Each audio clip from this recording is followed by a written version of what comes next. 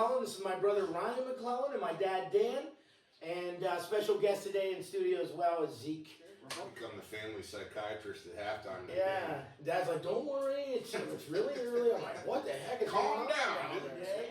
We're in the natty, baby. I know I was in church when I seen the alert go off, and so I gave an extra hallelujah. Yes, sir. So it makes you feel very appreciative that he joined us today. Yeah, we're pretty lucky. It must be worth my time. And You made such a big impact about your life with Jesus Christ and the way that you love God and the way you show it every day. And you're starting to see this, the younger generation that might have looked up to you when you played. Yeah. And now what they're doing with Ohio State just did, I'd like to just hear your comment. we should all treat people like Danielle treats people. Absolutely. Yeah, amen. It would be a better.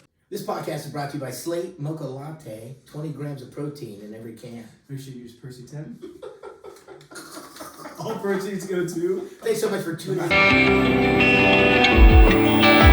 Good morning and welcome to the MacCast. I'm Jason McClellan, joined as always by my brother Ryan McClellan. And today we have a very special guest in the studio. Tuscarawas County famous and almost worldwide, depending on who you talk to, who you ask. Joe Geckler is a seasoned sports broadcaster based out of Sugar Creek, Ohio. He serves as a play-by-play voice for Ohio football on WTUZ Big Z Sports, where he brings local games to life for listeners across the region. In the McClellan household, for sure. He's a passionate fan of the Buckeyes, Cincinnati Reds, and the Cincinnati Bengals, which we will dive into because I'm interested to hear your take on the draft. Yeah. Joe's enthusiasm for sports is evident in his engaging commentary. Beyond the microphone, he's a devout husband, father, and Christian. His values align perfectly with the heart of this podcast, faith, family, football, and we're just so excited to have a guest like you in our studio, upping the professionalism a little bit. We're taking this podcast to another level. I mean, we've had a couple different special guests. We were talking off camera about Travis McClellan. Yeah. And how close you were. Obviously, he's been on the show. We're looking forward to maybe trying to track him down again and get him on here. But you just called a game with him. And I did. You were sharing a little bit off camera, so I thought it was a great start. Thanks for having me. First of all, it's an honor to be here, and I love podcasting. Big Z Sports used to do a podcast, and we don't do it anymore. But we used to do it once a week. Me and Chris Kale and Eric McElroy. If you remember Eric, he was with us for the first 5 or 6 years of Big Z Sports, and we did a podcast. I miss just talking sports, and that's one thing that's a lot of fun. But you mentioned Travis. I did games with him, high school football games with him, and I miss doing games with Trav, but he did the right thing and getting back to his family. His son got into high school and started dressing on Friday nights, and he said, I'm out. And I said, you know what? I would do the same thing. Yep. My son doesn't play football, but if my son played football, I would not miss a game. And I don't miss any of his golf matches. So same kind of concept, but it doesn't interfere with doing the radio thing. But Trav and I have become very close over the last 8-9 years, and doing a game with him the other day was a lot of fun. We got back into it, doing a baseball game, Dover, Indian Valley, and actually got to do some free baseball, went into extra innings and everything. Yeah, the broadcast it was a good game, and so we got back at it, and just being around him again in the booth is just Ryan, you've seen it. When we do games together, it's just a different type of connection that we have. He knows more about football than I'll ever know. He's forgot about more about football than I'll ever know. But just having him next to me in the booth was just relaxed me, and I knew that having somebody with his intellect of the game and just could really make me sound a lot better than I am, and that's how I look. And Robbie Anderson does a great job as well with me when he's with me on Friday nights. But when I had Travis, it was a lot of fun. I look forward to it every night, and we had a lot of fun together. The car rides when we take longer road trip, we'd ride together. Yes. And I think you were on one of them trips with us, and we just have fun, and that's all that it's about. We have fun and enjoy it and do it for the kids. Yeah, so. And the calming nature you said.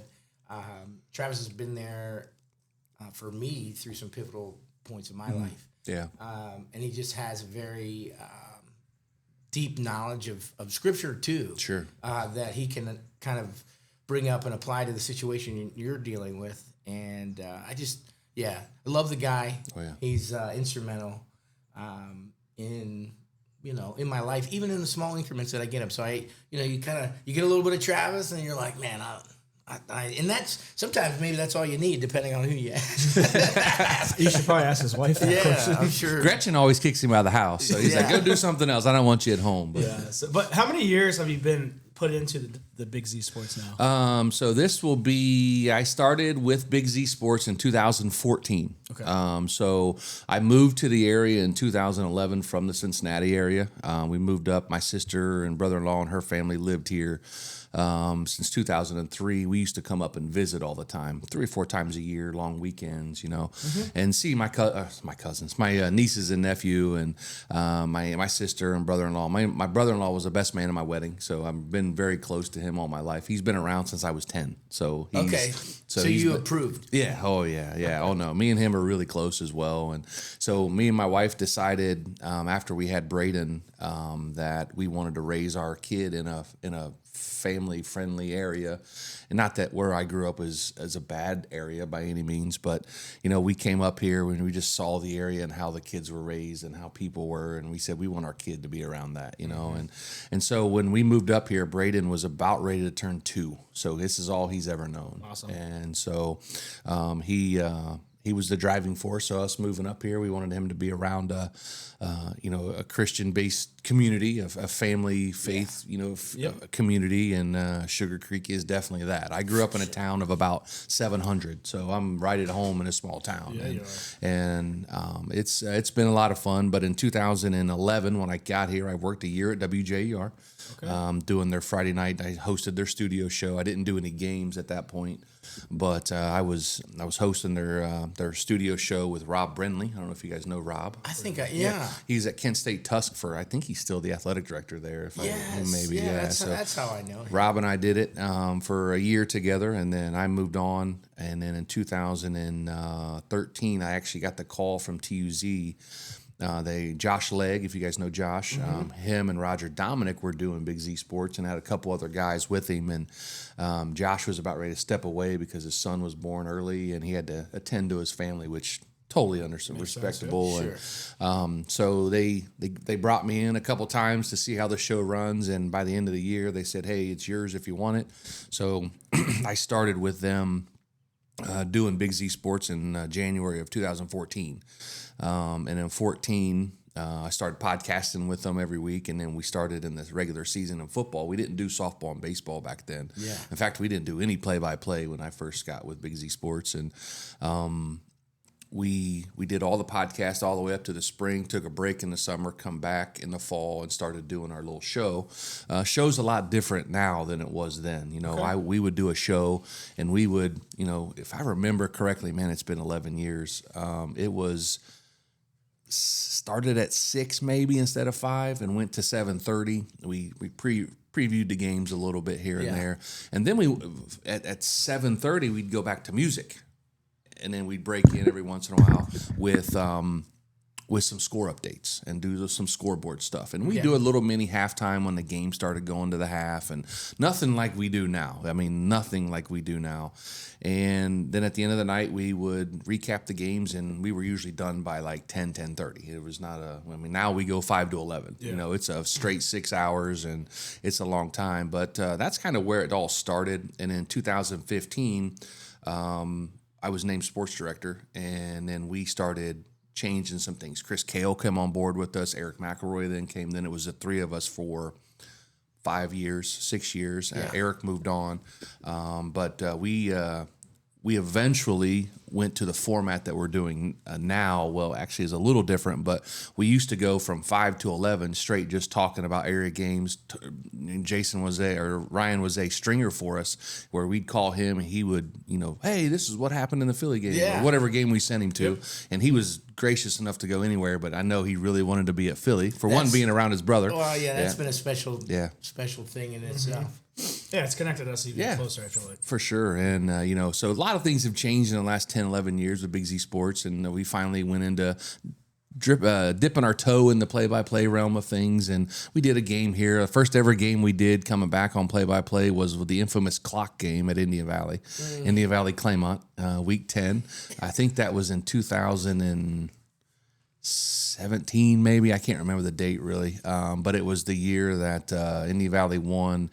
They had a couple seconds left on the clock, and they scored as time expired. And I mean, and Claymont was finished the season 8-2 that year. They lost to Philly game 1, and they lost to Indian Valley in week 10 and missed the playoffs. And the only reason I remember that's when Tom Lasecki was the coach there at Claymont, and they were really good, and they had really good players. And but it was the infamous clock game, as we call it. So it's that was our first dip back into play-by-play. What a game! Oh yeah, it was a lot of fun. Then we started dabbling into playoffs a little bit, and a couple years of that, and then we really exploded into play-by-play probably 4 or 5 years ago, where we wouldn't do a game every week like we do now, but we were doing 5 or 6 games in a season, and now we're doing 2 games a night. So and it's so special.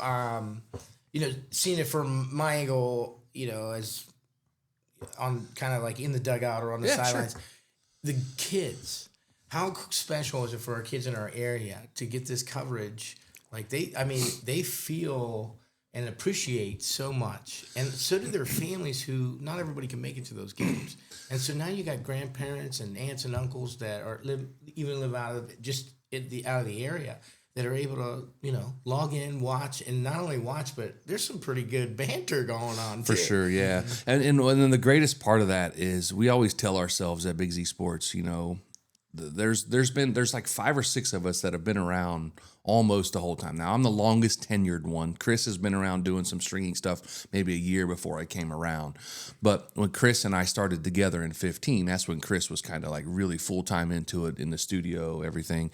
But I had 2014 under my belt before Chris came in. But Chris and I are kind of the longest tenured guys of the group. And there's some other ones, Adam, Shannon, Travis has been around for a while, and then Nick came around in 2018, I think, or 19. So he's been around a minute too. And but the core guys that we have that have been around the longest have been through a lot. We have a lot of fun, and the banter, like you said, whether you mix me and Shannon together, me and Travis, and me and Nick, or me and Chris, or whoever it is, it's always a lot of fun. And but getting back to what you're saying, the kids and the families love it. We do it for that reason. And, we don't do it for anything else, because trust me, none of us are going on to ESPN or whoever else. Trust me, that's not going to happen. But, we all love what we do. We have a passion for high school sports. We love covering, and we do it for the kids. And it's crazy to see the relationships that you build over time, even with high school kids that see you, hey, I'm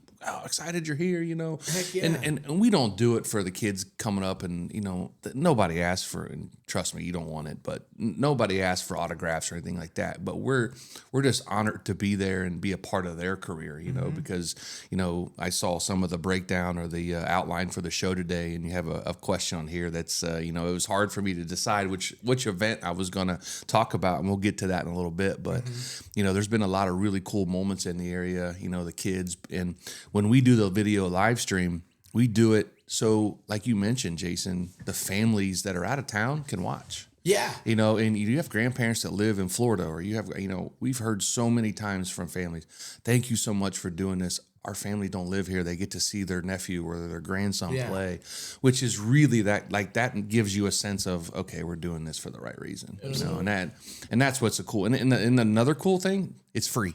Yeah. You don't have to pay anything for it. And then it also helps with scouting sometimes. It does. Yes, it does. Because there's not a whole lot. Not everyone has a huddle access. Yeah. Not everyone has a film thing. So that's one thing that I've noticed from football to softball, that, man, it would be really great if we could break down some more film. Sure. I've had the just a small privilege to see how they do it at some college levels. Yeah. And I see how it's helped their game and their analytics and their approach. So that's a whole nother dynamic as a coach that it's bringing to a community that didn't really have those resources. So that's, and touching on all those guys are high character guys, which is very important, I think, for an organization. So on the radio, off the radio kind of thing. Yep. Good high character people. So it's always cool to see you guys at the games too. It's always adds a little extra, like it's big time, And I know we've got to experience some exciting softball games too, because a couple years ago when Julia Miller was there and we were making that run. I remember you and Travis were at the Perry game. Is that right? Yeah. Me and Travis were at the Perry game, and then the regional semi. Or no, it was a regional championship, right? Yeah. That was actually Travis and Adam. Okay, that's right. Because I had a family event that weekend. All my family from Cincinnati came up. I don't remember the weekend it was. It may have been Memorial Day weekend, if I remember right. But I was originally going to do that game. It gets rained out. That's right. Then they make it up. I believe it was on a Saturday, if I remember right. It's been several years, and then I just couldn't do it. I mean, my family comes first. If they're in town, I just you got to take care of business. And there's sometimes I do, it sounds terrible, but I won't miss a Friday night like in a football season. I'll do every football game, and my family knows that. So not a lot. They usually come up around Thanksgiving, Christmas time. Usually football's done the last couple of years. It hasn't been, but we've had some great runs the last couple of years. But when family's in town, I kind of put them first. But a couple of years ago, like you said, New Philly when Julian Miller, it was Travis doing play-by-play, Adam Soweski there, and Travis was awesome sport. He called me and he's like, man, I am so freaked out. Like, I've never done play-by-play. I just had this memory of you being. I was there for the semifinals. For the runs. Okay. Yeah. That's what I was going to say. Yep. And I mean, and we'll touch that later because you have some electric area high school experience. I know you love Gareway. I know, Phil Forshee is my uncle. Sure, and Phil's a great guy. Chad Wallach was my football coach in high school, and Jason Wallach is some fantastic people over there. And then to get to watch the Indian Valley run, I mean, how exciting was that? It was a lot of fun. I'll touch on Gareway for a second. I live in the community, obviously, live in Sugar Creek. Yeah. My son goes to Highland, which is kind of crazy for me. I don't know if you knew that or did not but know. he's been going to Highland since he was in kindergarten. Okay. And I always gave him the option to come back. Big basketball school. I know, baseball. and he is not a basketball player or a baseball player. He was, and then he got out of it and got into golf. So, and they have a good golf. They have a good golf program out there. So, but he's a Highland kid, and we've always given him the option. If you ever want to go to Gareway, you can. We live in the district, so it's not going to make any difference. But that community has embraced me for probably for what I do on the radio and, just the friendships that I've developed over the years and become very close with the Wallach family. And, he went through, I know Jason's dad went through some health stuff similar to mine a couple years ago. And so we've become very close and, all of them, the Wallach kids, the Wallach family, Jason, Chad, all of them. And, it's a lot of fun to be around that family in that program. I have a lot of friends in that program as well. And it's just it's a different type of program, but all the programs in this area are amazing. So unique. Yeah, it is. And, I've gotten close to a lot of coaches over the last 10 years. You develop those relationships. And I had a really good relationship with one Matt Dennison, and when Matt left, if you remember, I was an honorary coach one year for a game. I believe it was the Canton Central Catholic game after you guys come off the Steubenville win. And that was a lot of fun, and so it's all about relationships for me. It's not that I'm playing favorites with anybody, but relationships are a big deal. Sure, on and off the mic and in real life. In real life, and speaking of that high caliber of types of people, usually when you're around those types of people that are running organizations like that are kid centered and but kind of very professionally ran, you get to see different types of leadership styles. You do different types of culture approaches. And I think that just kind of makes you more of a well-rounded, I would imagine a more of a well-rounded individual. You could take it like Matt Dennison's PMA, that was a famous thing. And I still subscribe to that to this day. I was reading that book the other day, believe it or not. Is that right? He gave me one of those when I was honorary coach, and I pulled it off the shelf because we were doing some spring cleaning, and I'm like, oh, wow. Like I was sitting there just going through a couple things. I'm like, man, that is really cool. Yeah. Just to even still have it. And then, to see the continual, and then you got beacons in our community, like Dan Ift. Oh, yeah. And you see how they run their organizations. You get to take bits and pieces, I'm sure. And then you get to see the new exciting coaches coming up with new opportunities. Like Mike Johnson's doing a fantastic job. And what big shoes to fill after Matt Dennison left. And so just to be able to kind of get behind the scenes on him, it's been fun to watch him continue the legacy of the program. I'm excited for Dover too. I think I'm excited for their new direction. Yeah. If you look at the area, even if you go back a couple years before Dan retired, and you look at the coaches that we had, the tenured coaches that we have in this area. You look at Dan Ift. You look at Jason Wallach, who's been there 25 years. That's insane. You look at John Slusser at Ridgewood, been there over 20 years. Long time. You look at Matt Lancaster. That's He's true. been there pushing 20 years. And then, you have some of these guys, Mike Johnson's been there. What is this, year 6 maybe for him? So, as a head coach, yeah, but he's been there for a major part in the offensive coordinator. And so you get, Brian Gamble at Sandy Valley. He's been there since Gardner left, and Gardner went to West Holmes, and now he's back at Dover. So, and as the offensive coordinator. But you look at some of these tenured coaches, even a coach like Jim Morris at Strasburg, been around for a long time. And he's a great guy too. Yeah, amazing guy. And he coaches softball at Dover, coaches football at Strasburg, and just some great coaches. AJ Sarval So you're saying the assistant coach for Dover softball? is the head football coach at Strasburg. Is that right? Yeah. That makes. But he 100 teaches at Strasburg. So, quick story: first time coaching softball. Okay, they didn't have a JV coach. They said you'd be interested in coaching softball. We're unfortunately getting beat by Dover, and it was my first experience with having a girl leave early Sure. on third base. You have them leave a little early. You tell the field official, hey, she's going to leave early on this play, and then they get out. And so basically, it's kind of like a cordial bow out in the game to continue the flow and not to demoralize. Oh yeah. And that made a lasting lesson for softball for me as a coach, but as a human being and as a person, I thought, man, there is something to be competitive. There is something to grind and want to win, but there's also something to be said for the appreciation of the game and the appreciation of the fact that these are all just kids. Absolutely. And he taught me that lesson. Sure. And because he was like the JV coach one year, I think, and he's a fantastic human being. I had no idea he was coaching football there. That's great for the Tigers, man. So Good next for time you Strasburg. see him, just ask him to tell you the story about his touchdown grass. Okay, Just I will. make sure you ask him. It's a really cool story. So, Okay. Yeah, but a lot of great coaches in the area, even in basketball. And obviously, Bob Von Kennel stepped down and retired, and so that there's a legend gone too. Dover loses 2 legends in 1 year with Dan Ift and Von Kennel, and now you get Matt Von Kennel running the basketball program, Matt Reese running the football program, and they're in good hands. 2 Dover guys too. Yeah, absolutely. I mean, in-house. Yep, and but yeah, a lot of tenured coaches in this area at every sport, and obviously we've had the success of Strasburg over the last couple of years in softball, and just now other programs. There's so much good softball in this area and baseball. I mean, there's just sports in this area. It's probably better than even where I grew up, and we were a small school where I grew up, but we were Division II.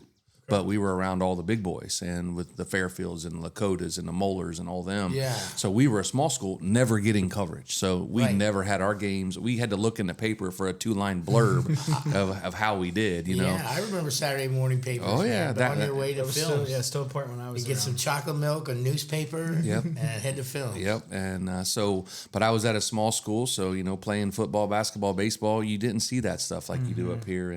And what these kids have, the coverage wise, hopefully they can look back on it when they get kids and be like, oh, look, there Johnny, here's my highlight, and we do it for that, like I said, we do it for the kids, the families, and like I said, none of us are going on to ESPN or going big time. It ain't happening. It's all kid-centered. Yeah, for sure. And the coverage is awesome.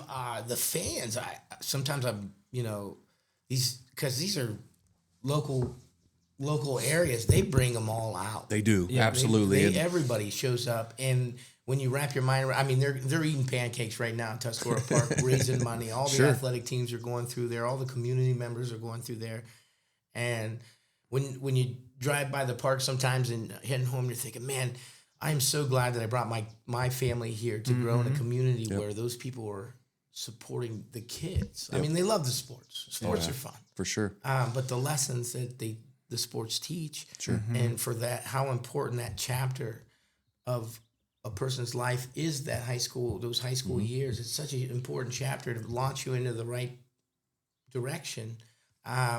it's just so unique to live in a community like Tuscarawas County. It is, absolutely. You know, all the area schools that we and have. and even in Sugar Creek, like I mentioned, that community has embraced me and my family, and you know, like we didn't grow up here, you know, I've kind of, you know, and not disrespect to anybody else, any other community or any other team or whatever in the area, but that's kind of like my team now. Like, and the guys at Big Z kind of, you know, tease me about it. But it is, everybody has their team, you know. Chris has got Dover. Yeah, He's a Dover fan? Oh, yeah. And, but, you know, I've kind of adopted that community and that, I mean, I live there, so I'm involved in the community. But, you know, that I've adopted that team as kind of like my team because, you know, Edgewood High School where I went, that would be my team back home. And, you know, they would get all my attention if I was down there. But, of course. You know, being around that program. And like I said, I've got a lot of close friends as coaches on that staff. You know, you still see kids after they graduate and they come up and shake your hand and, you know, talk to you. And that's what it's all about, you know. And,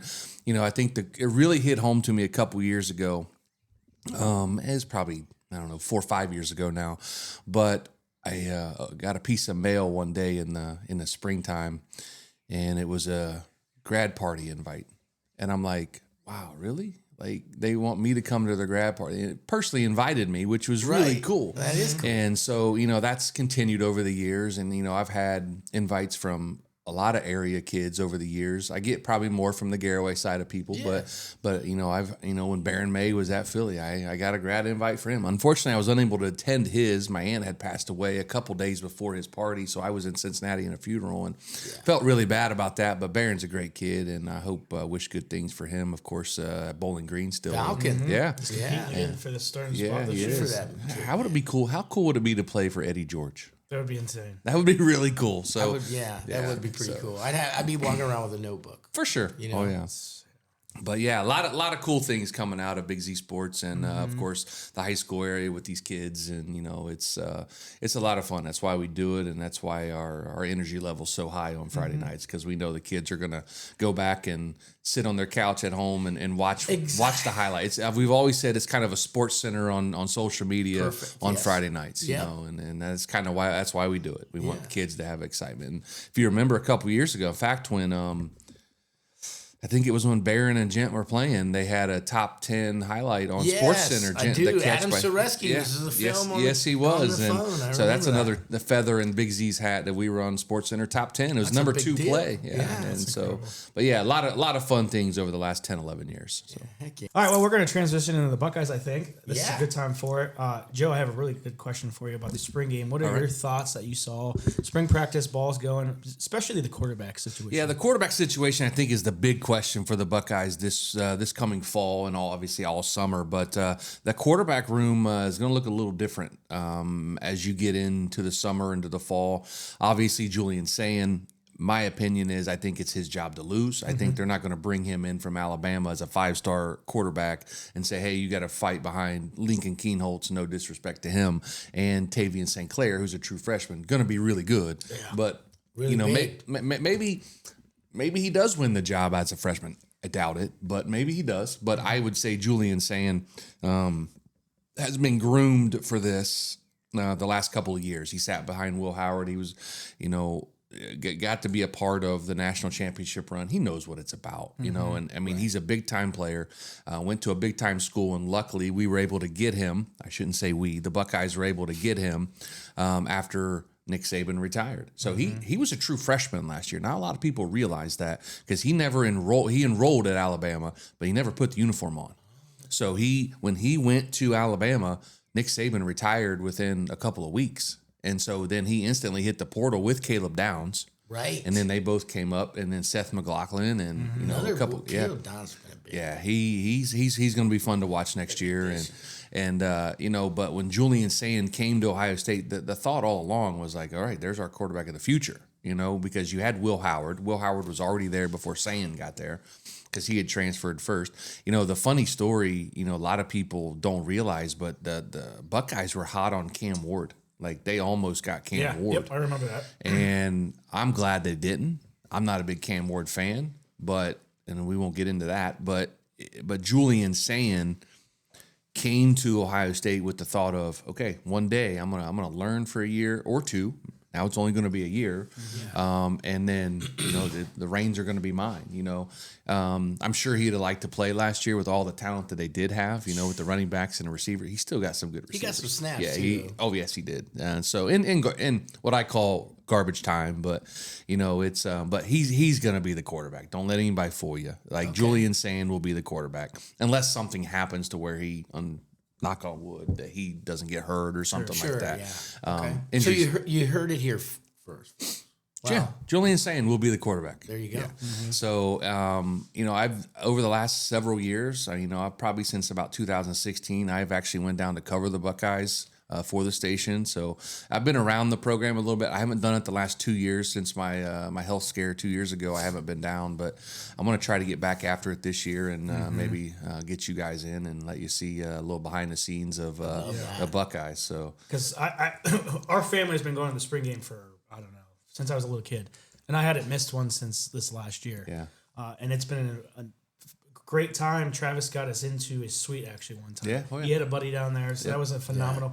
And Dad told me this story about who was sitting next to us, and I didn't even know. It was Jim Treshel's like kids and stuff like that, and his whole family.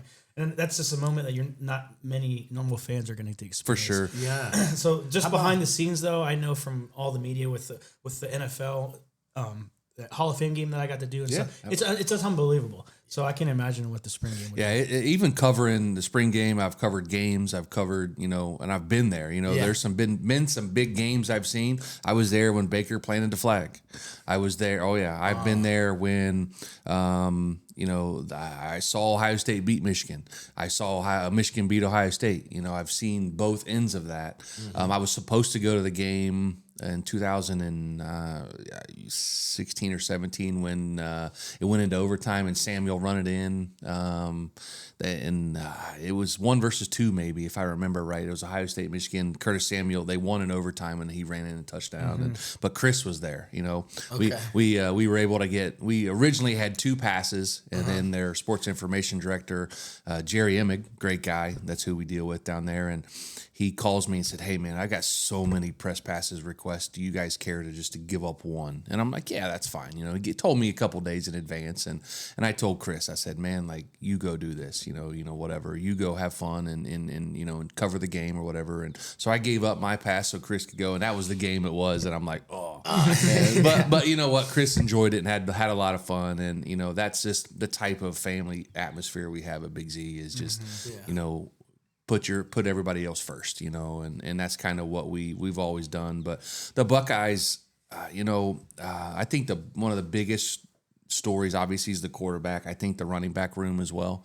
I think you lose those 2 guys who just got drafted. Funny story about that. If you remember a few years ago, the Browns drafted Nick Chubb. Yes. A couple picks later, the Patriots drafted Sonny Michel. Yeah. They were teammates at Georgia. Just happened again.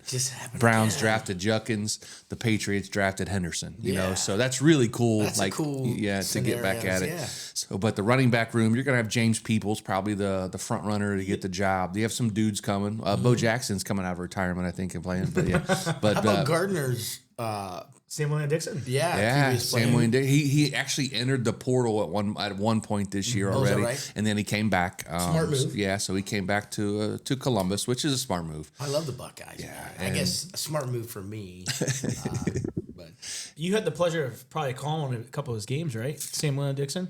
I'm trying to think. Yeah, there was a couple of the state semifinal run games that I was able to do when he was there. That was and funny story is the year they went to the state semifinals.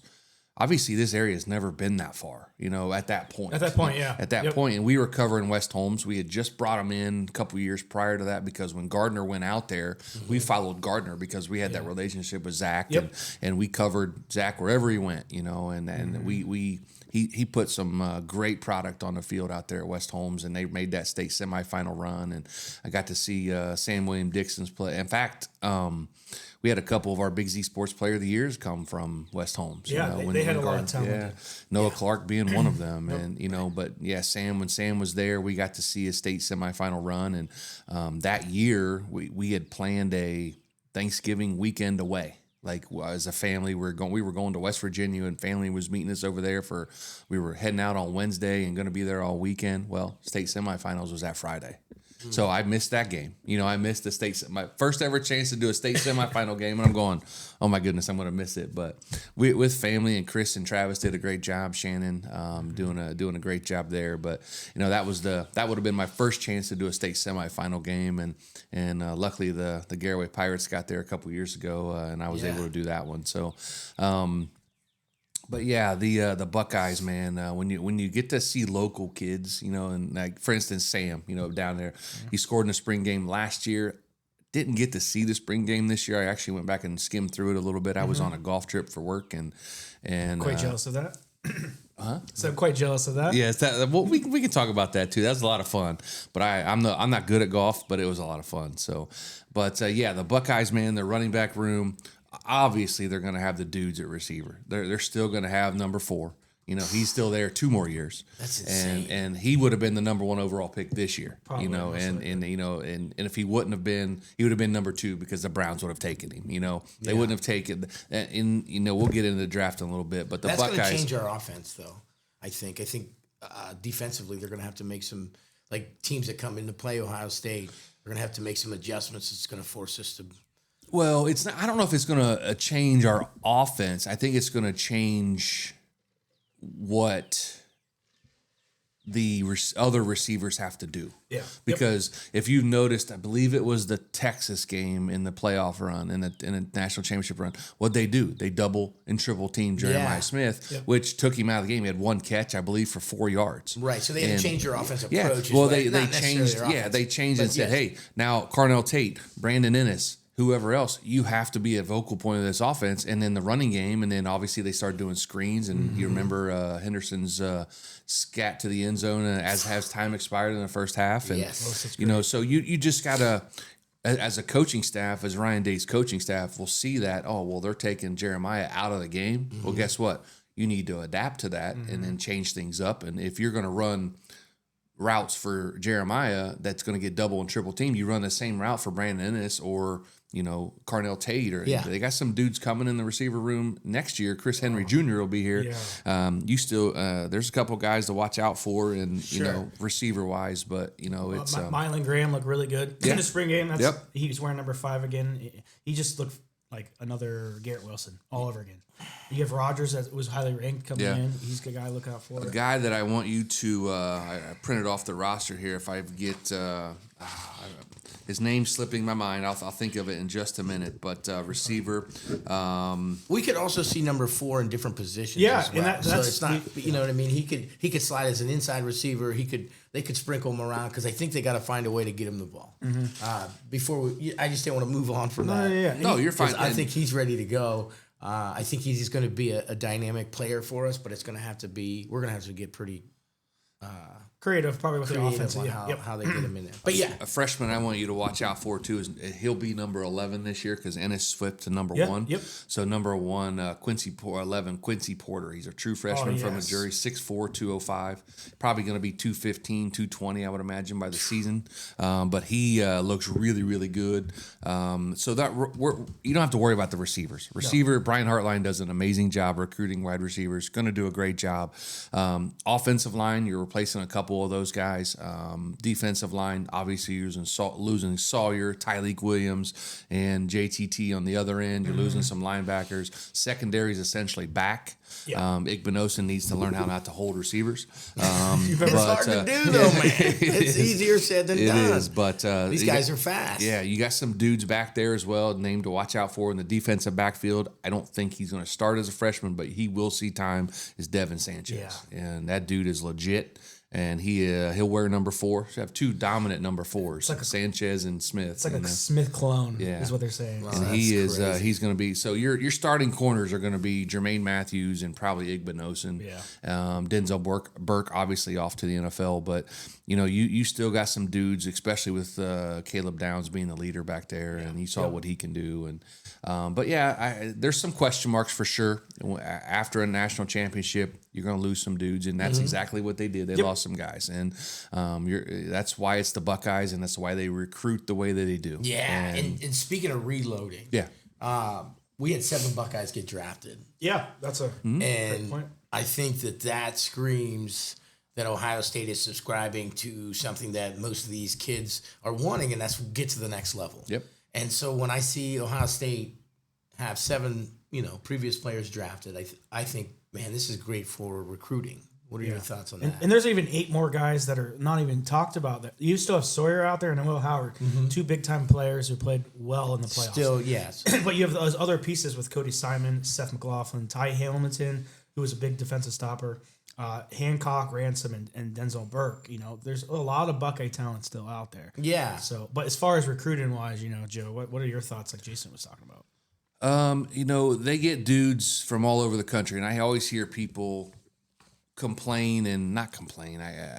Maybe it is complain, but they always say, "Hey, they're not getting these Ohio kids." Well, guess what they're doing? They're taking the top 3, 4, 5 Ohio kids and then moving on. Nothing against Ohio. Ohio has some of the best high school football in all the country, and it's a proven fact. Sure. Ohio, Texas, Georgia, Florida, California are probably the top ones in all the country. Agreed. And if Ohio State can get the top 5 players in Ohio, that's probably their goal every year, and some sprinkle in some legacy players and some other dudes that they think can be a key contributor. And then they move on to Florida and Georgia and all those other states. And, if you look at some of the kids that are coming in as freshmen this year, Tavian St. Clair, where's he from? Ohio. Devin Sanchez, he's from Texas. He was the number 2 player in Texas. To get the number 2 player out of the state of Texas is saying something. That's a great point because Texas is. They're on the uprise again, Yeah. and it's not like they ever dropped. I just think that Sarkisian is doing a great job. Obviously, when they had an incredible run last year too. Yeah. And I'm looking very forward to seeing week 1 already. Yeah, and then you got the Aggies in Texas too, which is another big Conference. college football. So and if you look at Ohio and New Jersey's coming around, like they've produced some really good players over the last several years. The players that went up to that school up north, but you look at Jabril Peppers, you look at the defensive end that playing for Green Bay. The name slips my mind, but he's from New Jersey. You've got other kids that are from New Jersey. We just the Buckeyes just got a Quincy Porter's from New Jersey, so New Jersey's slowly becoming into that cream of the crop, so to speak. But when you can pull the number 2 player out of Texas or the number 2 player out of Florida, or get in the top 5, really, even in Georgia, and we get some California kids. We got a quarterback coming in 27 who's from California, which is really cool. But, you look at that class and then look at the 24 class. If you look at Jeremiah Smith, where's he from? Florida. Yeah. Edric Houston, he was the number 4 player in Georgia. Aaron Scott from Ohio, Mylan Graham from Indiana, as you mentioned earlier. Aaron Nolan, unfortunately not with us anymore. He transferred, but he was from Georgia. So they're going all over the country to get these kids, and they're bringing in the best kids that they can to make this program what it is. And I think they have to. Yeah. If you're at that top tier, you have to take top tier talent in the country, not just the state of Ohio. Now I love the fact of Ohio kids doing really well, but I think from an investment, like if you're investing and you're trying to get the most return, you have to diversify, right? Sure. That's what the rich people say about their mutual funds. You have to diversify. I wouldn't know about that. I don't know anything You tell about me that. all about No, it. I don't know anything about that either. I just hear what other people are saying. But so they diversify with their talent selection, which I think they maximizes their return. But I also think that they obviously are subscribing at different positional levels to a culture that helps project kids to the next level. For sure. Yep. And then that results in drawing kids from all over the country that want to go to Ohio State because they know Ohio State is, they know who Ohio State is because they've seen them on national televised games. Sure. Because they're making the big games. But also they see them on draft night. Yep. And that's a big deal. Huge. Speaking even recruiting, a couple years ago, they pulled the top 2 receivers out of Florida, and that was Carnell Tate and Brandon Ennis, who are going to have key roles this year with Jeremiah Smith from Florida. So Ohio State's doing a great job of nationally recruiting. And it all started back in 2012 when Urban Meyer took over. When Urban came in 12 years ago, 13 years ago, he changed the philosophy, he changed the way Ohio State did things. Ryan Day has continued that. Yep. Now, what Ryan Day needs to do and needs to add to his resume is to beat that team up north. And, losing 3 in a row, or maybe 4 in a row now? I lost count. 4, yeah. So And here's a fun question for you guys. You're going to ask me some fun questions. I want to ask you a fun question. Would you take a loss to that team up north every year if you won a national title? Every year? Every year. To win a natty. The true Buckeye fan in me says no. You got to beat that team up north because that's been a tradition. I feel like we've always been on tradition. Yeah. But I feel like the era's changed. I feel like it took a switch, and I feel like because of they lost, it was another burn in the fire, kind of speak. Okay. Which led them on the great run in the playoffs as the underdogs against Tennessee right off the bat at home. When what they did to Tennessee, what they did to Oregon after hearing everything against Oregon, I think it was just another turning point in their resume. I am okay with them as long as they're winning a national championship. At the end of the day, that's what their goal is, and then going to the NFL. Sure. So I kind of feel like in this era, it's acceptable. Maybe that's the wrong thing to say when you talk to old Buckeye fans. Oh, yeah. Because old Buckeye fans are like, you got to get that gold pants. You've got to beat that team up north. And we've seen so many great moments in that 1 versus 2 for so many years. I can't remember, is it Hayward maybe when he got tossed out early and he flipped off the fans? Yeah. That was during the Michigan-Ohio State game. That was right there. I was a lineman. Who was that? I'm thinking his last name was Hall. It was a great meme. Yeah. For Oh, sure. yes, it was. He got drafted by the Steelers. Big meme for a while. But that right there showed you what Ohio State, Michigan was all about. Obviously some big moments associated with that game. I do think that we live in a different era where NIL money, transfer portal, and I also think associated with that in that column would be the rivalry games not being as pivotal. Yep.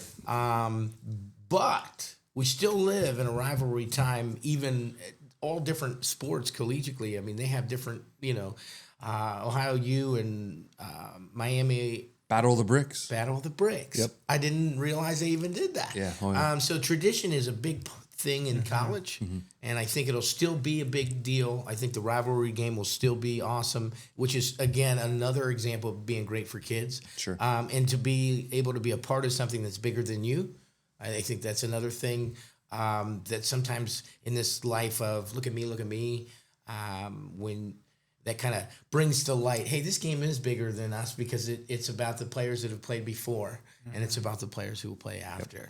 And I think that brings the uniqueness to the rivalry game. So I still think it's going to be important, but I don't think it's as important as it has been in the years past because the ultimate goal is to win national championships and produce NFL talent. Trust me, I want them to beat that team every year. But this year, the last couple of years, I've put a lot into perspective over the last couple of years since my health scare, and I used to get all worked up about that stuff, and I'm like, you know what? It's just a game. It's all it is. In the end of the day, it's a game. And the people that get worked up, I get it. Passion is there. I understand it. Yep. I really do. Because I used to be that person. And over the last few years, I'm like, you know what? It stinks to lose. I hate it, but it's going to happen. It's inevitable. Yeah. You're not going to win every one of them.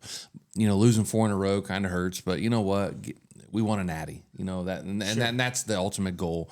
Do I want to beat them this year? I do. I mean, they should have beat them by 50 this year, and unfortunately, I don't know what happened. I'm not a coach, that's why I'm not in that profession. Sure. But to turn that around and make the historic run that they did in those 4 games is unprecedented. You won't see that again. Yep. And a lot of things have got to change with the college football playoff seeding and all that, and we can get into that later. But what the Buckeyes do year in and year out, their pitch to recruits is, hey, you're going to play for a national championship. You're going to be in the running for a national championship. It doesn't matter. Every year they are there. Right. And do they want to beat that team up north? Absolutely they do.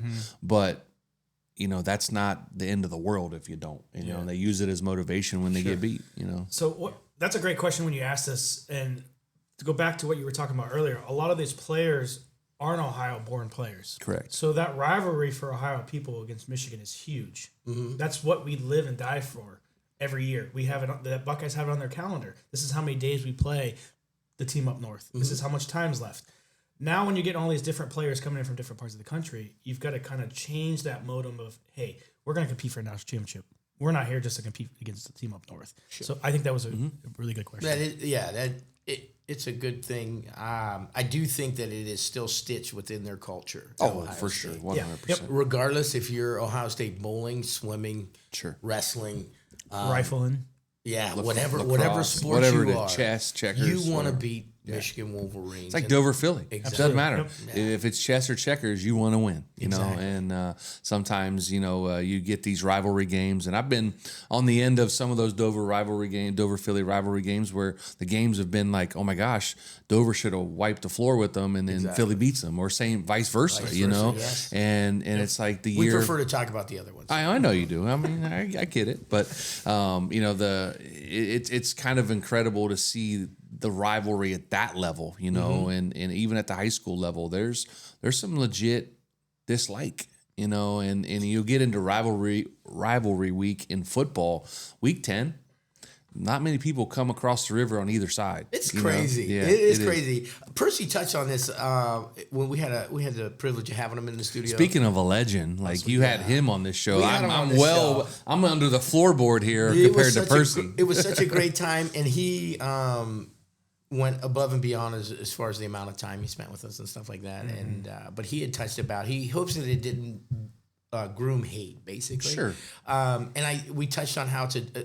So yes, it's like a friendly rivalry more these days, because I think the world that our kids are living in is so much smaller. We talked about how my son personally knows tons of Dover kids and they're friends because they play online together. Absolutely. Or they're on the same Snapchat yeah. groups or whatever. So the world's a lot smaller.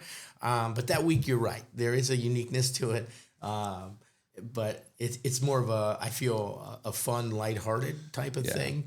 The older you get, though, the more brutal it can be. I can understand.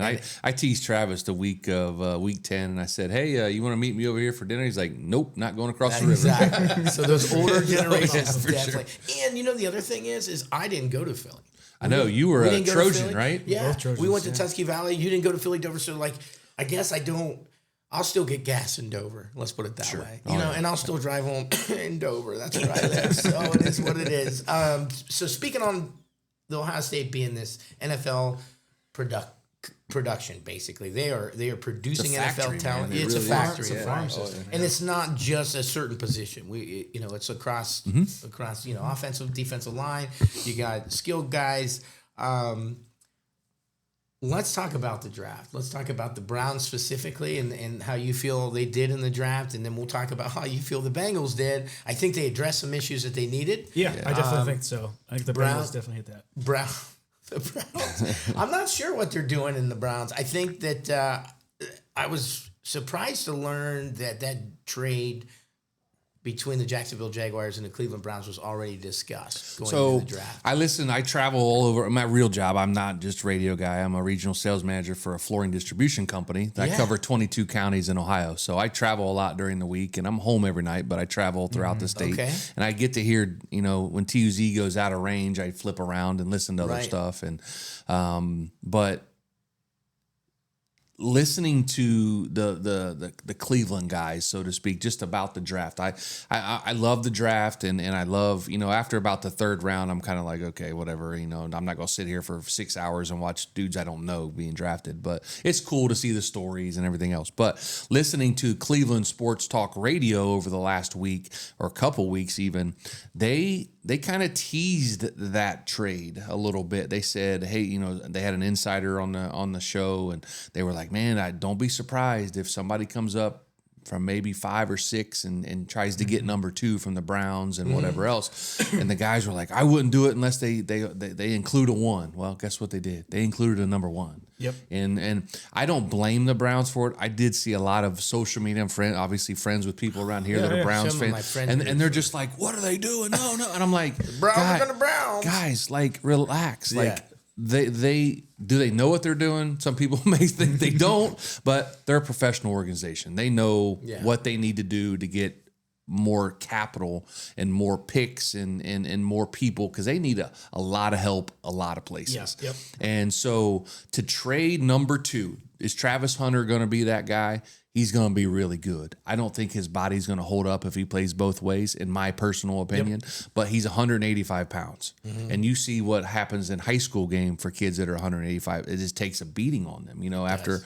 So you're going to go to the NFL where your defensive linemen run 4.5s. You know, and you get quarterbacks in high school that don't run 4.5s. Yeah. So the Browns look at it as like, okay, we're not going to be any good this year anyway. I mean, and I say that with all due respect. They come off a 3 or 4 win season. And we got Joe Flacco coming back. Yeah, Flacco, but that obviously that's the biggest question. And of course, one of the guys in the quarterback room has handicapped this franchise for the last couple of years and probably for the next couple of years. Probably. But you can't just jump when you got the number 2 pick. Oh, we need a quarterback. Well, guess what? It's going to get you in more trouble. So. The whole thing with Travis Hunter being the number 2 pick for the Browns, would he have been an asset? Absolutely, because he could have been a receiver for the whoever's going to play quarterback. You need one of those. The Browns are struggling at receiver, and now with Nick Chubb being, is he going to come back? Is he done? Is his career over with the Browns? What's going on there? Yeah, so we'll get into that in just a minute. Okay. But talking about the trade, they said, hey, if the Browns trade, you have to get a number 1. You can't say, oh, I'm going to take 2 number 2s, a 4 and a 6 to move up. You have to get a number 1 for that position in the draft. If you're drafting in the top 5 and somebody's wanting to move up to take that spot, you're going to get an elite player. Yeah. An elite player. And after about 5 to 10, could be an elite one sneak in there, but very, very good. Solid, you're going, and then as the draft goes down, obviously the players aren't going to be as good. So when you're at the top of the draft and you let a team trade up and say, I'm going to take your pick, but here's what I'm getting, and they offer you a first, you better jump all over it. Because next year, guess what? The Browns have 2 number 1s. That's going to be great. And Jacksonville's not going to be very good. And that could be a top 5 pick. And Browns may not be very good. That could be a top 5. Could you imagine having 2 top 5 picks? They did it a couple years ago when they took who? Myles Garrett and Denzel Ward. Yep. Yeah, and that good worked point. out. Good take. Yeah, That's a great take. so if you look at it, I know people are like, oh, who's Mason Graham? Dude's a player. Dude's a dude. And he is a player. I'm not sure. I was driving home I did a softball game out at Conotton Valley last night, and I was driving home and I missed the Browns' first pick, but I missed their first 2 picks actually. And when they took this Schlesinger kid from UCLA, I'm like, who in the world is that? Yep. I'm like UCLA linebacker. Never heard of him. He's in the Big Ten.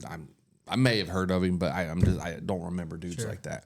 And then they take Judkins, and I'm like, okay, that's smart. He's an AFC North running back. That's exactly the tagline that I've seen from a lot of different different people were like, well, he's going to fit into our scheme a little bit better than he was. Because at first I was like, why not Henderson? I know. I love Henderson. Henderson's a great guy. I don't think his body would have held up in the AFC North. And that's what someone mentioned is he got, before Junkins came in, and I think it was Desmond on the College Game Day said, I know, excuse me, said he was hurt a lot going up until Junkins came. And then once Junkins took that role, it gave him some breaks. So it definitely helped him out. It helped us out. I thought that Henderson's character, again, that's such a big thing. I thought it really represented, but so does Judkins. He's a very high character dude.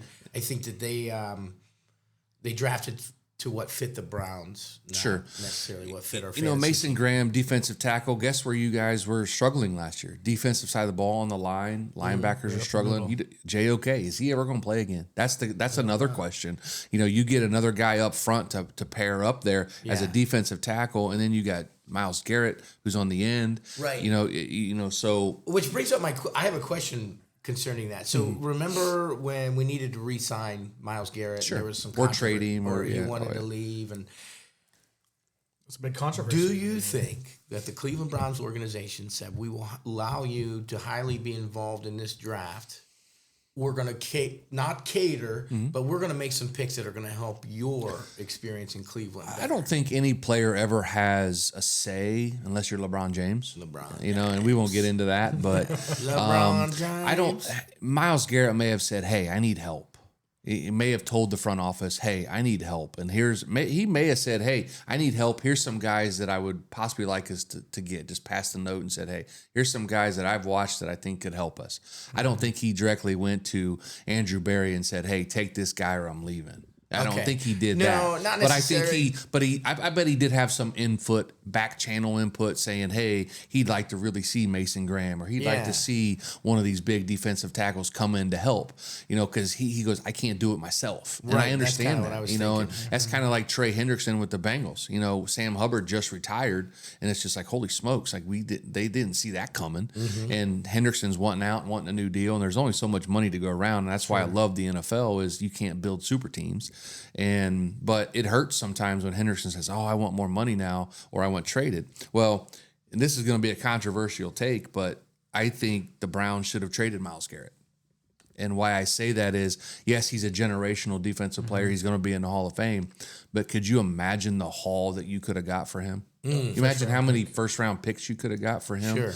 And even in this year's draft or next year's draft. And you need a lot of help right now. I think Myles Garrett is like I said, a Hall of Fame player. He's gonna be that gold jacket 5 years after, whenever he's done. But I think if the Browns were smart and they looked at the organization as a whole and says, you know what, we're nowhere closer to getting to the Super Bowl than we were when we drafted him. They've gotten to the playoffs a couple times, but we're at a point now. We don't have a quarterback. We don't have running backs. We don't have receivers. Our offensive line is getting old. Defense, they played well, but JOK's now probably not going to. Oh God, I hope he comes Somebody back. said he's working out. Yeah, they say he's working out. I've heard that they don't know if he'll ever play again. So they don't think that for sure they won't be around this season. And then you got some secondary guys. Denzel Ward, great player. He's going to miss 2 or 3 games a year. That's just the way Denzel Ward is. He's a Buckeye. He's an Ohio kid. Love him. He's a great player. But if the Browns looking at it as a organizational thing, when Myles Garrett said that, I probably would have highly entertained trading him. You could have got a huge haul for him. At least a couple firsts. And maybe some 2s or 3s, and you may have been able to get a player or 2. You never know with the right team, but they chose to hang on to him. You got to have somebody, Joe. Sure, absolutely. And they chose to hang on to him.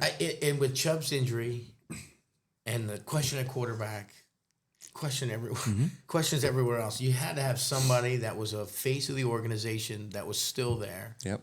That still symbolized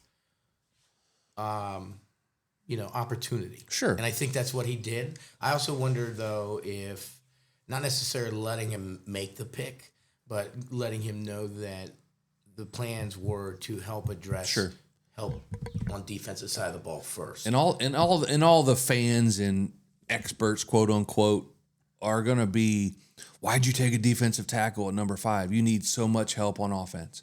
You know what? I get it. But to your point, he may have said, hey, we need help on that defensive line for Myles Garrett. Yeah. And then they said, we drop back, we get a first-round pick next year, and then we get another 2. You essentially have 1, 2, 3-ish first-round picks as high as they drafted in the second round. They have a 33, which is the first pick after the first round, and then 36, which is, again, right there. Yep. So I don't blame them for the trade. I really don't. I expected it to happen. I expected something to happen. I didn't expect them to stay there and take Travis Hunter. Travis Hunter's going to be a great player. He really is. Me. Yeah. I think it shocked Travis Hunter. Yeah. Because in his interview, he was like, I had no idea they were even interested. Yeah. And then you hear, well, they had already pre-negotiated this contract. But then I wonder, how many contracts are already pre-negotiated? Well, in the NFL world, in the NFL world, all your contracts are done already. They just got to agree on the signing bonus. They throw these away if it doesn't go, as far as the trade goes, right? Yeah. So they'll say, okay, here's a trade scenario. Here's that contract. Let's, we'll give you these trades for that trade. Oh, yeah. And I wonder how many are already pre-out. And then if they don't use it, they just toss it. Well, Andrew Berry had mentioned in the post draft press conference after they made the trade and drafted Graham on the first night. He said, "Hey, we've been actually working on this for a couple weeks, like behind the scenes. Right. They do that all the time, and it may never come to fruition. Like you said, oh, okay, well, boom, no, we're not on to going the next one. Yeah, okay, no way, they want too much, or they're not giving us enough, and no thanks. You know, and some teams, I love watching the movie Draft Day because it gives you kind of a a somatic way of looking at the draft. It's a lot of fun to watch that show, but you look at these GMs, they have a tough job, and are you going to take the right guy? Are you doing the right thing? And Andrew Berry's under a lot of pressure right now because the Browns have not done very good the last few years. And, the whole, and, when Haslam came out and said, hey, the trade for Deshaun is on me. And I think that took a little pressure off of Andrew Berry, which is great. And it took a little bit off of Stefanski. Yeah. But I think, unfortunately, the Watson thing has handicapped him for a little while. And then he still owed like $92 million. And he may not play again. He may not, re-aggravated his Achilles and whatever. But the trade by the Browns, what they did, I thought it was a smart move. A lot of Browns fans probably think I'm dumb, but I root for the Bengals, so I probably am dumb. But that's a great transition. Let's transition. What's your thoughts on the Bengals draft pick? So let's how hyped are you with Stewart from Texas A&M? I'm not with it is a 17th round pick, so it's their first pick in the draft. There was other dudes with the that less I wanted. production that he had in college. Yeah, 2 years in a row now. They've taken guys that are projects in the 17th pick. I get it. They had to get an edge guy because of the unexpected retirement of Sam Hubbard. Yeah. I totally understand that. There's other dudes out there that I wanted a linebacker, one of the dudes from Georgia or Alabama. There was an offensive lineman there that I would have taken. You've got to protect your money. And Joe Burrow's that money, and there's a lot of money going on around there is. Cincinnati. There they just is. made a big time signing both dudes. They right? did, but that was the smart thing to do. Now, how bad will that handicap them? Probably a little bit. That's a lot of money. Burrow's going to restructure here a couple times and make some help. room, and you lose. I think Hubbard. I think his contract was up anyway, so I think that money's gone anyway. But they have some room in the cap. They can do some things. But Shamar Stewart, I know who he is. I've seen him play.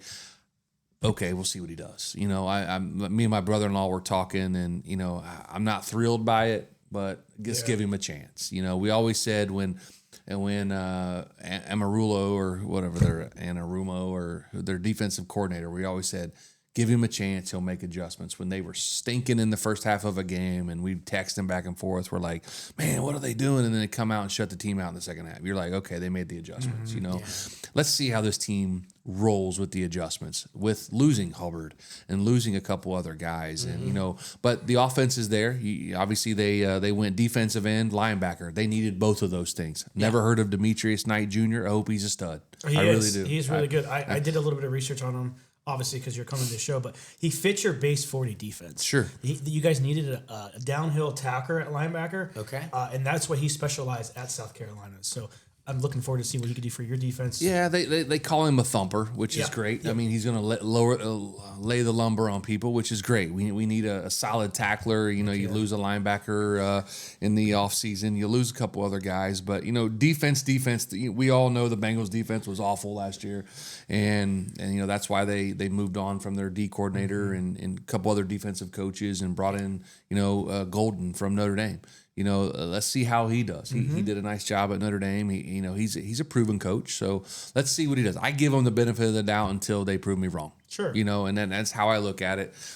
Demetrius Knight, like I said, don't know a whole lot about him other than he played in the SEC. Yeah. And they got all three guys are from the SEC they drafted, which is good. And I was glad to see him get that guard from Georgia, Fairchild. Yeah, they needed a guard, and they still need some other things today. I'll be interested to see what they do in the rounds 4, 5, 6, and 7. And there's some dudes out there. I'd love to see one Jack Sawyer be in the Bengal stripes. Yeah. But with them getting Stewart, I don't know if they're going to go 2 edge guys. They could, but you still got Joseph Aside coming back, and you got some dudes there on the end. But yeah, Jack Sawyer would bring a lot of energy to that defensive line, That would be exciting.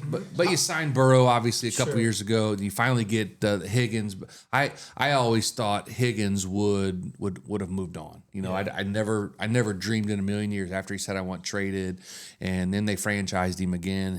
And we had all that debacle in the preseason where he got hurt or wasn't playing, and then Chase wasn't playing. He's sitting out for mysterious reasons. He wanted his money. I get it. He deserved what he got. Higgins deserved what he got. Great player. He's the best, but Higgins has to remember this: his best ability is availability.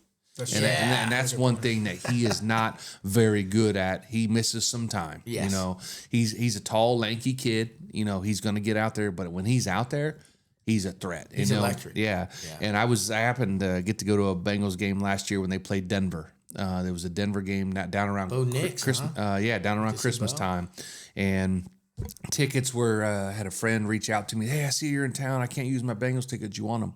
I'm like, stop it. I'm like, heck yeah, I want them. So me and my brother-in-law, my sister, my wife's sister's husband, we went to the game, and a great game, unbelievable game. T. Higgins showed up and played well in that one. And, you know, unfortunately the Bengals missed the playoffs, but, you know, there's some positivity there. When you got number 9 at your quarterback, you're going to win some games. Absolutely. And number 9, 1-5, you're going to win some games. Now they just got to get the defense right. They went 2 defensive players, offensive line. Let's see where they go today. I know they need a tight end. I was really hoping from that kid from Miami, Arroyo, but he actually went the pick after Demetrius Knight, so he got picked right after they took Demetrius Knight. That's the guy you wanted. I wanted to see that tight end, yeah. But you know what? Gesicki played well for us, and it's going to be fun. Yeah, and then Chase Brown finally came living up to a little bit of the expectations when he was drafted and stuff. So, but yeah, the Bengals will be interested to see what they do today. They only have 3 picks today, and the Browns 4, 5, and 6. Okay. So. Aside of all the struggles they had last year, because it was probably an up and down for being a Bengals fan, they still finished 9th overall in total offense. Yeah. And that's an elite group of teams if you look at Tampa Bay, San Francisco, Green Bay, Washington, and Philadelphia. Sure. Those are playoff teams, a lot of playoff teams. Mm-hmm.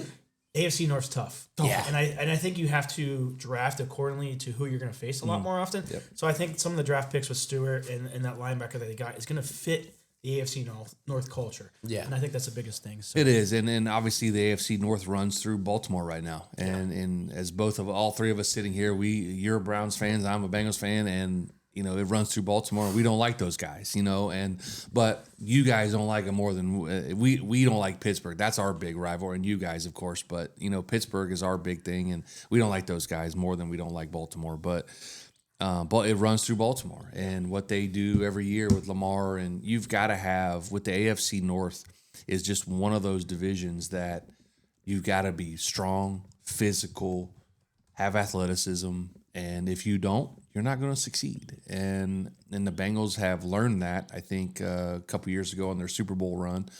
They were on like 2nd and 3rd and 4th string linemen as you get to the stinking Super Bowl facing Aaron Donald and whoever else, you know. And I always say, though, if you look at the end of that game, give Burrow another second and a half, the Bengals would have been Super Bowl champs because Jamar Chase was wide open down the sideline. He just couldn't get the ball off because he had no time. And you know, how many games in the NFL come down to a second, 2 seconds? It's a game of inches or a game of seconds, you know, and so. But yeah, I'm excited for the Bengals, of course. Here's a funny story. Me and my son Braden, we've been watching the draft together. My wife even got into it, which was kind of funny than the first night, and we were all excited, but we were more amped up to see what the Browns were going to do than the Bengals. Is that right? Not that we're Browns fans, but we wanted to see. Okay, what are they going to do? When they made this trade, it was like, oh man, what are they doing? You know, blah blah blah. It was exciting. Yeah. It made it fun for the fans at home. And then even last night, like I was driving home from Connaughton, and after the game, and my son texted me, "Oh, Browns got this guy." I'm like, "What?" And I'm like, "It's because I missed the first part of the second round." But yeah, it's a lot of fun. The NFL is a lot of fun. It's baseball season for me, man. I'm obviously a Reds fan too, so and they're a lot of fun. But with the with the NFL draft, it's a fun time of year. It really is, and It's exciting. It Yeah. extends. Hey, I'm getting a call from a very important Uh-oh. person. So it'd be a great time to take it. And I don't know if it'll make it on the podcast, how it'll work. We'll do our best here. Danielle. What's up, Danielle? We could, oh, there you are. Can you say hello to Mr. Geckler? What's up, Danielle? How are you? I'm doing well. Having fun here podcasting with Jason and Ryan. Oh yeah, he does a great job for us. Oh, yeah. So, hey, Danielle, we had talked a little bit before the show. You had a couple questions for Joe Geckler that you were going to ask. Yeah, I do. All right, go ahead. All right, Joe. I don't know how this is going to work. How'd you get started in the radio business? How'd you get started in your radio So how did business? I get started in the radio business? So fun question. I went to school. I went to school for it back. I started in 1997. Okay. And a long time ago. You probably weren't around then. And I was born in 94. 94. so, but in 1997, I went to broadcasting school for a couple years. And my first job was with the big one, 700 WLW in Cincinnati. That's the main station, kind of like 850 or 1100 in Yeah. Cleveland. Oh, cool. So I worked there for 5 years and got into it that way. My believe it or story, a fun story. My grandma always told me that I was always talking about sports and stats and all kinds of stuff with sports growing up, and she actually brought. I was going to Miami University and going for my first couple years, and I'm like I'm not sure what I want to major in. I was majoring in business like everybody did, and so my grandma brings me this news clipping out of the thing promoting this broadcasting school. So I'm like, all right, I'll look into it. So I looked into it, and here we are today. So got into it, started doing radio back in '97. My first job, actually, I had an internship while I was in school at a local station where I lived. And then in January of '98, January 3rd of '98, I remember dates like that, I got hired by 700 WLW before I graduated broadcasting school. I graduated like 2 weeks later. And so I started working for 700 WLW and was there for about 5 years and a part of a corporate layoff, so to speak. But and then went back to the station that I started with in my internship and worked there all the way back up until we moved here in 11. So I did a lot of stuff down there, Bengals Radio Network, Reds Radio Network, Miami Sports Radio Network when Roethlisberger was at Miami. Yeah, go Red Hawks. Yeah, so a lot of fun, but that's how I got started. It was all because of my grandma. That's a great question, Danielle. Yep. All right, well, hey, we're gonna wrap things up here with Joe, but I wanted to make sure we got an opportunity to get you in. There's your favorite brother, Ryan. All right, and then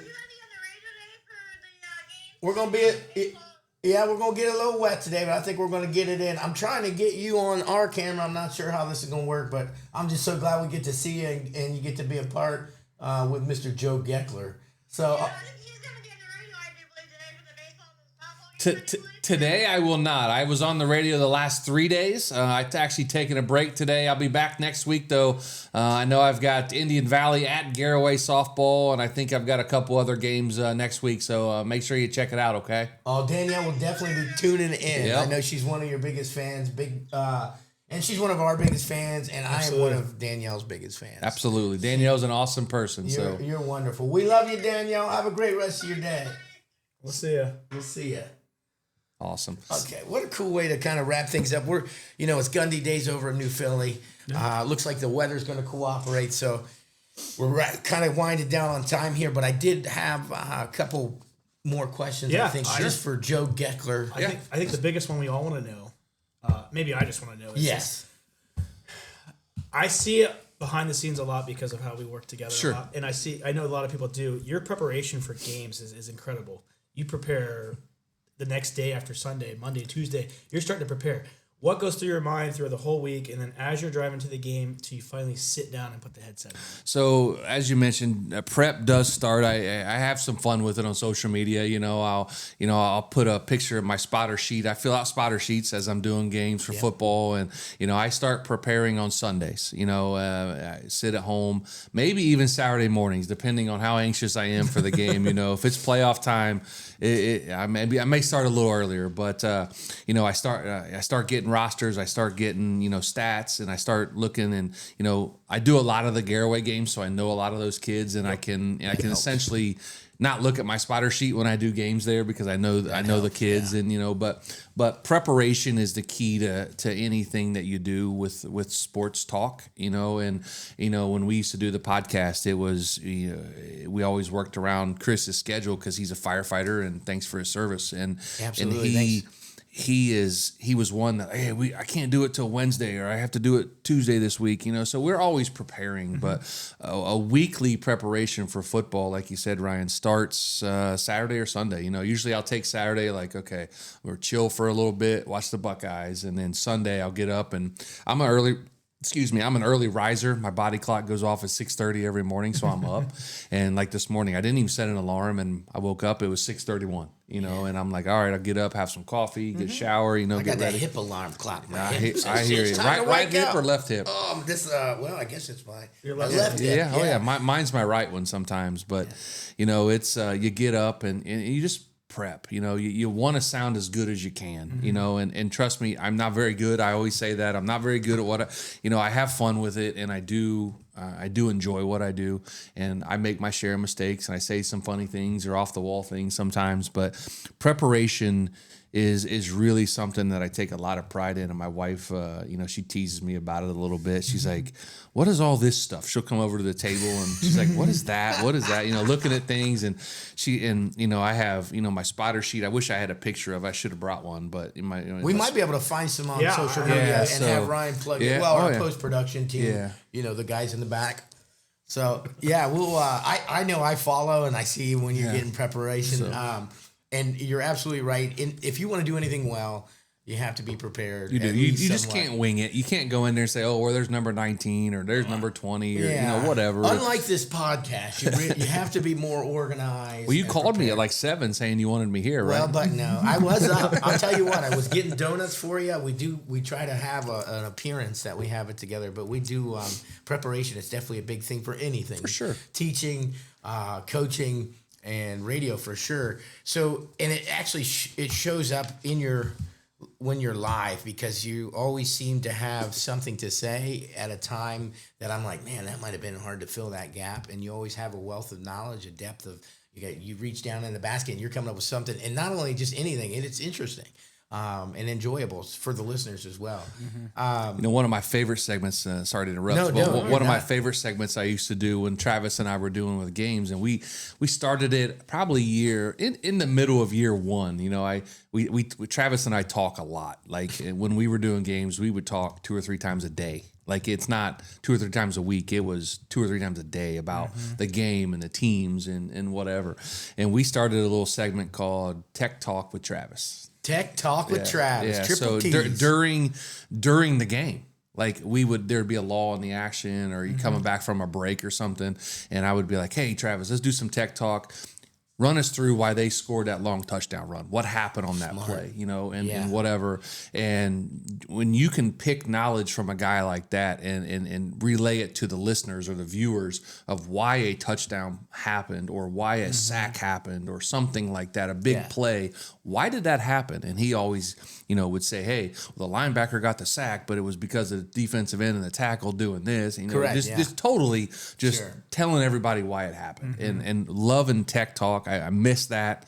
Maybe I'll record a segment every week with him and just plug it into our broadcast. I like that idea. But Robbie's filled in admirably, done a great job, and he's doing a great job as well. I enjoy having Robbie around, and I see a question on here, and I know we got to get moving, but what's the best high school moment that I've ever called? Yes, I'm so glad you got to that one. There's a lot of them, to be honest with you. I've been thinking about this all week since you sent me the outline, And probably number one will have to be the state championship game for Strasburg. A couple years ago when they won it on the last play of the game, it was a lot of fun. And that was in my older days. I mean, I'm pushing 50, but in my older days, as I get older, you see kids celebrating, and that was joy. That was straight joy, and watching these kids excited for what they had just achieved, and when you see kids react the way they do, and coaches, and just totally duck. And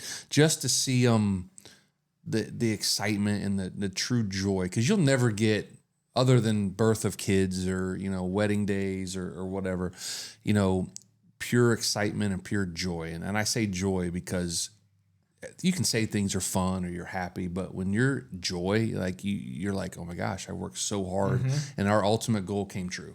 And we worked so hard for it. And it actually, on the broadcast, I've still got the clip, and I screenshotted it off the Big Z Sports YouTube channel when we did it, and I keep it, and I got choked up. And it's kind of crazy, and the guys tease me about it sometimes, but you know what? Like, I got caught up in the moment, and I had no investment in these kids, but I did to a point, because when you're around programs, when you follow them through a run, like the Garraways, the Ridgewoods a couple years ago, you get around kids and coaches, and you kind of become attached to them. Invested. And You're invested, into and you learn about these kids, and you learn about the coaches, and so I've been able to call 2 of the 3 state titles for Strasburg. Missed the second one. I have 1 and 3. I missed the second one because my heart surgery happened a couple weeks prior to that, so I was unable to get back for that. But that's probably the best high school moment I've ever. There's been some really cool ones.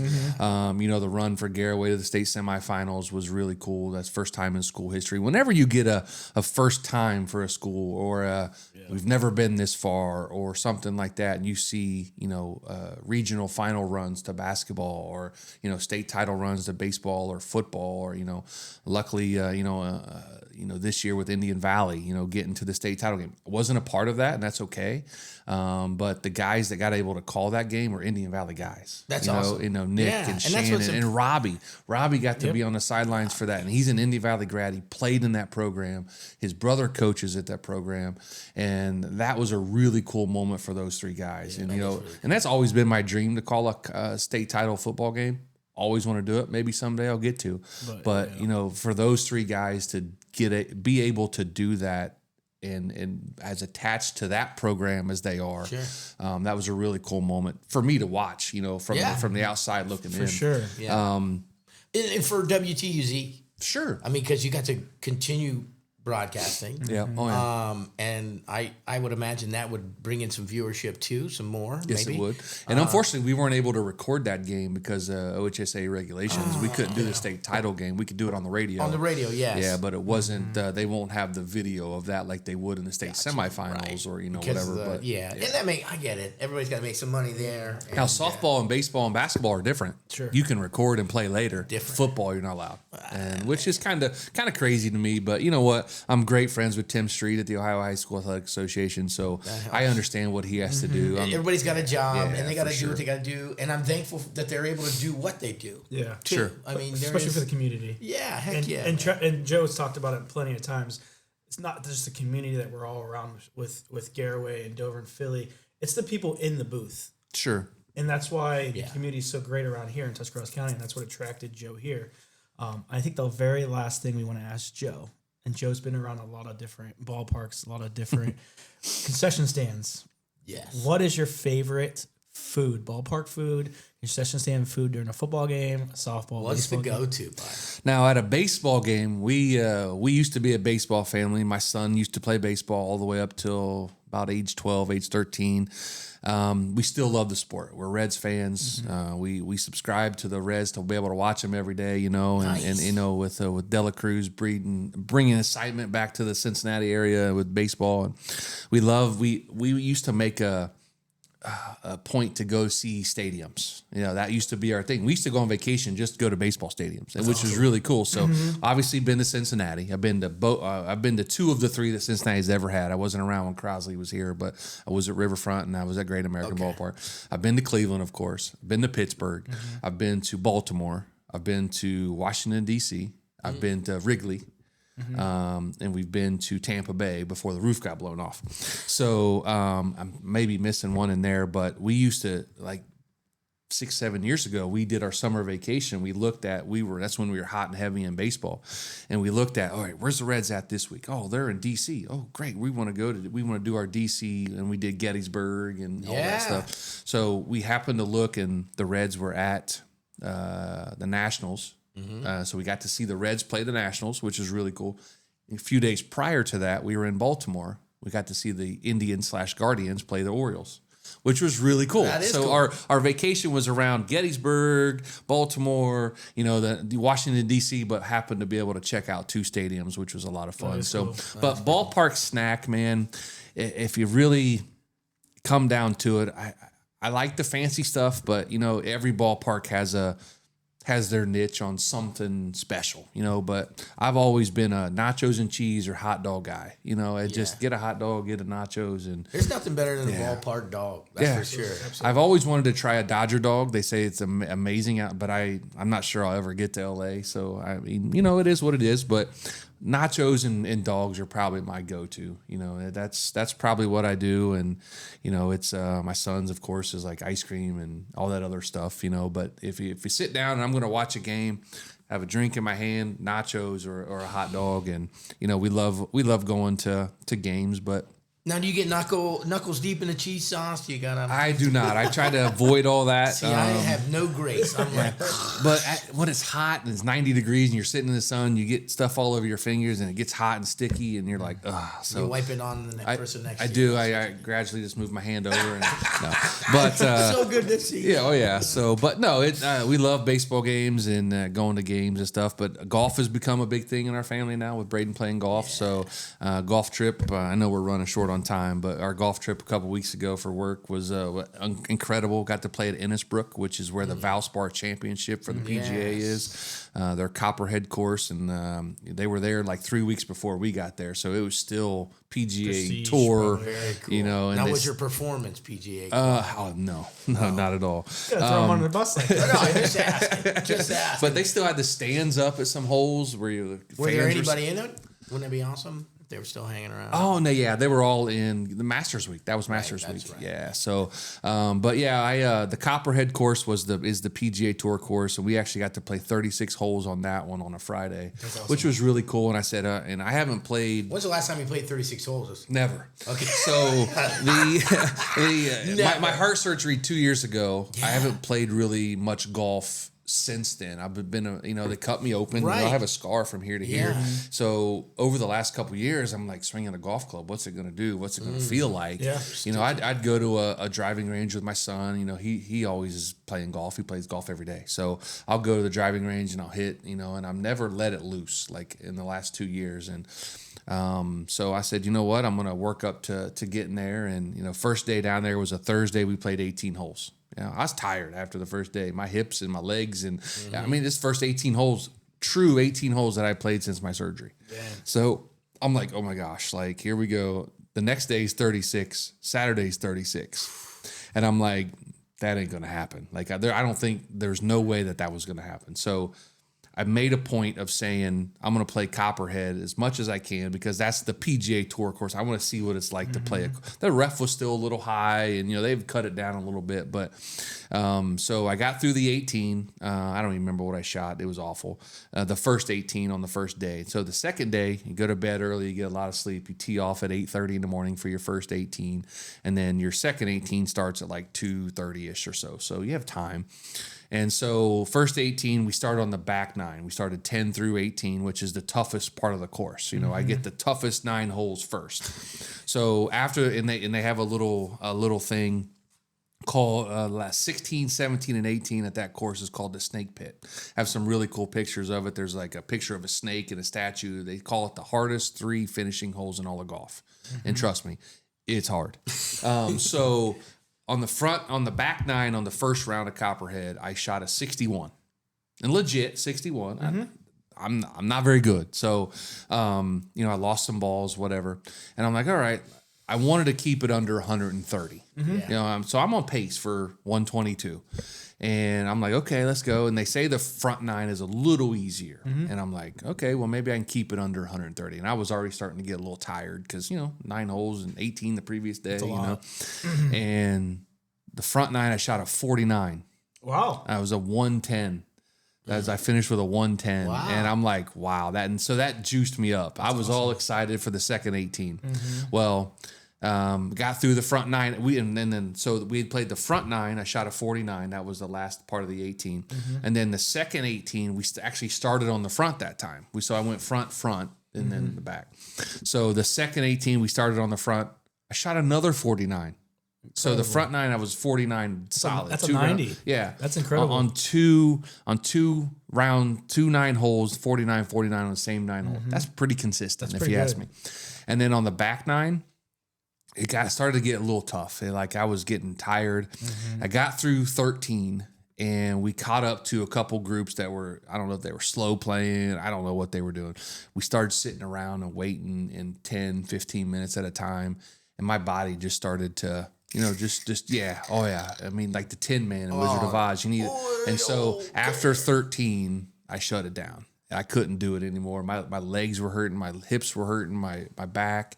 And I'm like, you know what? I got through 31 holes. That's incredible. And then the next morning we were supposed to play on the Islands course and supposed to play another 36. And I woke up about 6:30 and I'm like, no. 18 is not going to happen in the morning. So I got up and, you know, sent out a message to the guy that we were down there with. And I said, hey, I'm not going to make the 18 this morning, but I'll do my best to be there this afternoon. So I got up, got some coffee, got moving around, stretching out a little bit. And by the time my 18 in the afternoon was 2 o'clock. So I had time. And so by the time that rolls around, I was feeling good. It took me a couple holes to really loosen up, but after that, I had a lot of fun. Got through the 18 in the afternoon on Saturday, and but yeah, a lot of fun. Really cool to play a PGA Tour course, and you know, it was beautiful weather. The last day we were there was 70 with no humidity in Florida. You'll take that every day. Yeah. We would take that here, and but yeah, a lot of fun, and can't wait to go back next year. It's going to be fun, and my son's itching to get out and play with me this spring, and he's the golfer of the family, but yeah, I'd send pictures and, you know, of the course and, you know, whatever. And he'd send me little sad emojis like, I should be there. I want to be there, you know, and I'd love to take him down there. It's a lot of fun. So, but yeah, a lot of fun. And that golf trip was a lot of fun. And again, hopefully I can go back and maybe one day take him with me. So, And I think the biggest thing is the way God took care of you. Yeah. You know, through the whole surgery and the whole scare that you had, to give you this moment, probably with your son here in the next couple of years, be able to bond. And I think that out of everything is probably what goes the furthest. We should probably try to figure out a way we can get out. The other thing, Joe, if you're open to it, I think we left a lot of stuff that I'd still love to talk to you. Absolutely. I'd like to talk to you a little bit more about some of those trials and tribulations during your heart issues. I love your insight, obviously, in the sport. So if you would love to, or if you would consider joining us again, absolutely, anytime. I would love to have you again. I will come. We talked off there when I first got here, and I said, you know, I miss talking sports. You know, I really do, because what we do now with Big Z is just doing all the play-by-play and the games and getting out to games. We don't sit and talk just Cavs or Indians or Guardians or Reds, or we don't talk sports. You know, we do sports. We do everything for it, but we just don't sit and chat about it. You know, and that's something I miss. I really do, and it's been awesome to just sit here and chat sports. Heck and, yeah, you know, man! and, We love it because of the family aspect of it. We just get together. We have no idea what we're doing, and then we have kind of, you know, got some bits and pieces. We're going to ask you probably some more questions off the air on how we could, you know, for sure, production wise. Now that you've been here, now that you've seen how we did it, you might, you know, maybe send a text, hey guys, maybe you'd want to do this or something. And that will help us tremendous. We appreciate you guys tuning in. Please hit that like and subscribe as always. Enjoy the rest of your Saturday. It's been great, Joe. It has. I appreciate it, guys. Appreciate you. And you guys are awesome. Heck and yeah. support these guys. They're doing a great thing for the community. And I am honored to be here and be on the show. And it's going to be fun. I'll definitely be back whenever you need me. So. Yeah, it'll be interesting to see where we go. Hopefully we up our equipment. We're going to get some new tables and chairs maybe eventually. This gets the job done, right? It works, man. And we've been having sure. a lot of fun doing it. I think that's the most important. And that's the most important thing is, getting a Saturday morning with fellowship and coffee and donuts and just talking sports. Amen. Guys are built for that, right? Yeah. So getting up to be able to do that. And my wife told me a quick story before we go. And she's like, "Are you sure you want to get up on a Saturday morning and talk sports?" And I looked at her and I said, "You've been with me for 25 years. You know me better than that." She's like, "Well, don't you just want to sleep in?" I'm like, I'm up every day at 6:30, 7 o'clock. Well, this is a later start for us than normal. Sometimes just because of our schedules, he's got kids, I got kids. Sure. We'll meet at 7. Me and my dad. Ryan will be in here I may at put 7. my foot down a little Well, early. when we invite people, we want to be, we want to accommodate. But sometimes we'll get in here at 7 o'clock and get up, Sure. About an hour or two, and then we'll be out of here by 9, onto a basketball game, onto a tennis match, whatever we got going on. It's just cool that you can be purposeful with your time to get together with your family. Oh, anytime. And they're probably, I'm sure Braden's up by now. My wife may be up. I would think so. But, a lot of fun. I will do this anytime you ask, and I love talking sports. That's awesome. All right. Well, thank you, and we'll see you next time. My name's Jason McClellan. This is my brother Ryan McClellan and my dad Dan. And special guest today in studio as well is Zeke. Become the family psychiatrist at halftime. Yeah. Dad's like, "Don't worry, it's really early." I'm like, "What the heck is Calm going on down. today?" We're in the natty, baby. I know I was in church when I seen the alert go off, and so I gave an extra hallelujah. Yes, sir. So it makes you feel very appreciative that he joined us today. Yeah, we're pretty lucky. It must be worth my time. And You made such a big impact about your life with Jesus Christ and the way that you love God and the way you show it every day. And you're starting to see this, the younger generation that might have looked up to you when you played. Yeah. And now what they're doing with Ohio State just did, I'd like to just hear your comment. we should all treat people like Danielle treats people. Absolutely. Yeah, amen. It would be a better place.